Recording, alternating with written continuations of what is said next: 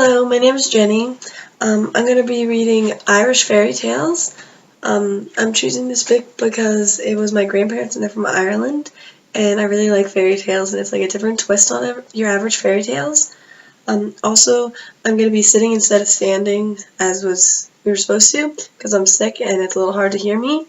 I'm going to read The Fairy Tree of Doris, and I won't read the whole passage because it's kind of long.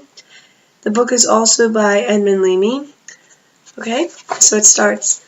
Once upon a time, the fairies of the West, going home from a hurling match with the fairies of the lakes, rested in Doris Wood for 3 days and 3 nights.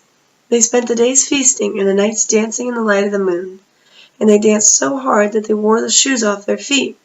And for a whole week after, the leprechauns, the fairy shoemakers, were working night and day making new ones, and the rip-rap-tap-tap of the little hammers was heard in all the hedgerows. The food on which the fairies feasted was little red berries, and were so like those that grow on the rowan tree that if you only looked at them you might mistake one for the other.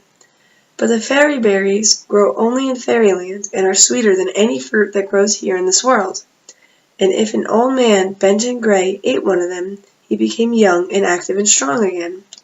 And if an old woman, withered and wrinkled, ate one of them, she became young and bright and fair.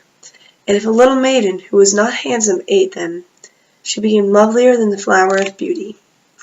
The fairies guarded the berries as carefully as a miser guards his gold, and whenever they were about to leave fairyland they had to promise in the presence of the king and queen that they would not give a single berry to mortal man, nor allow one to fall upon the earth. For if a single berry fell upon the earth, a slender tree of many branches, bearing clusters of berries, would at once spring up, and mortal men might eat of them. But it chanced that this time they were in Doris Wood, they kept up the feasting and dancing so long, and were so full of joy because of their victory over the lake fairies, that one little weeny fairy, not much bigger than my finger, lost his head and dropped a berry in the wood. When the feast was ended, the fairies went back to fairyland, and were at home for more than a week before they knew the little fellow's fault. And this is how they came to know of it. A great wedding was about to come off, and the Queen of the Fairies sent 6 of her pages to Doris Wood to catch 50 butterflies with golden spots on their purple wings, and 50 white without speck or spot, and 50 golden, yellow, on the cowslip to make a dress for herself, and 100 white without speck or spot to make a dress for the bride and bridesmaids. When the pages came near the wood, they heard the most wonderful music, and the sky above them became quite dark, as if a cloud had shut out the sun. They looked up, and saw that the cloud was formed of bees, who in a great swarm were flying towards the wood, and humming as they flew. Seeing this, they were sore afraid until they saw the bees settling on a single tree, and on looking closely at the tree, they saw it was covered with fairy berries. The bees took no notice of the fairies, and so they were no longer afraid, and they hunted the butterflies until they had captured the full number of various colors. Then they returned to fairyland, and they told the queen about the bees and the berries, and the queen told the king. The king was very angry, and he sent his heralds to the 4 corners of fairyland to summon all his subjects to his presence, that he might find out without delay who was the culprit. They all came except the little weeny fellow who dropped the berry, and of course everyone said that it was fear that kept him away, and that he must be guilty.